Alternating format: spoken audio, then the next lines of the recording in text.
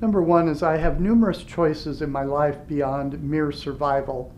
Kids who have grown up in dysfunctional families are just lucky to get through the day, and they don't think it will ever get better. They're just trying to hold on. They're survivors. Number two, I have a right to discover and know my own child within me, which is just being the human part of me.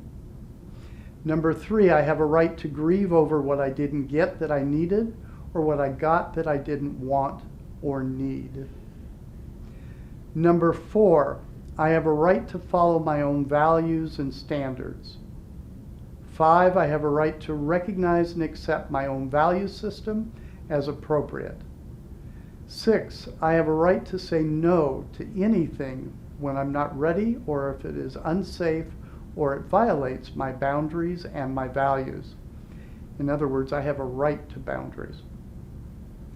7, I have a right to dignity and respect. 8, I have a right to make decisions. Very often, adult children don't feel like they have even a right to decide. They look to other people to decide for them. Number 9, I have a right to determine and honor my own priorities.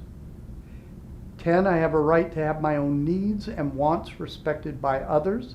However, that doesn't mean that you're going to get everything you want, but it does mean that you should be treated in a decent fashion.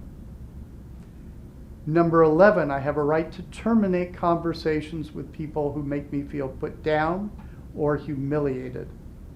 Very often, adult children think in black and white terms. They think that in order to be a nice person, they must stay nice and polite no matter what somebody does to them. Think of the idea of minimum force. If somebody yells at me, I can hang up the phone. That's exactly what I should do. I'm not going to sit and allow somebody to abuse me. They've broken the contract on their side. I have a right not to be responsible for other people's behavior, actions, feelings, or problems. Number 13, I have a right to make mistakes and not to be perfect. 14, I have a right to expect honesty from others. 15, I have a right to my feelings, all of them. Feelings, again, are neutral. 16, I have a right to be angry at someone that I love. 17, I have a right to be uniquely me without feeling that I'm not good enough. 18, I have a right to feel scared and say I'm afraid. 19, I have a right to experience and then let go of fear, guilt, and shame. Adult children have been so overwhelmed by how they feel that they don't think they have a choice and believe that feelings will never go away. Actually, they do if a person has good boundaries. 20, I have a right to make decisions based on my feelings, my judgment, or any reason that I choose. 21, I have a right to change my mind at any time. 22, I have a right to be happy. 23, I have a right to stability, roots, and stable, healthy relationships of my choice. 24, I have a right to my own personal space and time. You are not at other people's beck and call if you don't want to be. 25, there's no need to smile when I cry. Often people are so dissociated from their feelings that that's exactly what they do. They essentially feel bad but are trying to take care of the person that they are talking to at the same time. 26, it is okay to be relaxed, playful, and frivolous. 27, I have a right to be flexible and be comfortable doing so.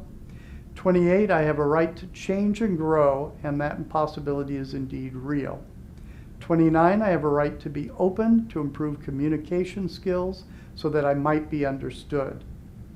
30, I have a right to make friends and be comfortable around people. 31, I have a right to be around a non-abusive environment. That means no abuse in a very real sense. The hallmark of mental health is the intolerance of being abused, not the other way around. 32, I can be healthier than those around me. A person doesn't have to match their feelings to the other person and be miserable just because the other person hurts. 33, I can take care of myself no matter what. 34, I have a right to grieve over actual or threatened losses. 35, I have the right to trust others who earn my trust and not for those who don't. 36, I have a right to trust myself and forgive myself. 37, I have a right to give and receive unconditional love. That does not mean parental love, which should expect nothing in particular back from a child. It means equal adult love that has no petty conditions. It focuses on the giving more than the receiving. It is possible to overcome the effects of growing up in a dysfunctional family and develop real individuation and maturity and stop the cycle of abuse. And these alternative rules can help you do that.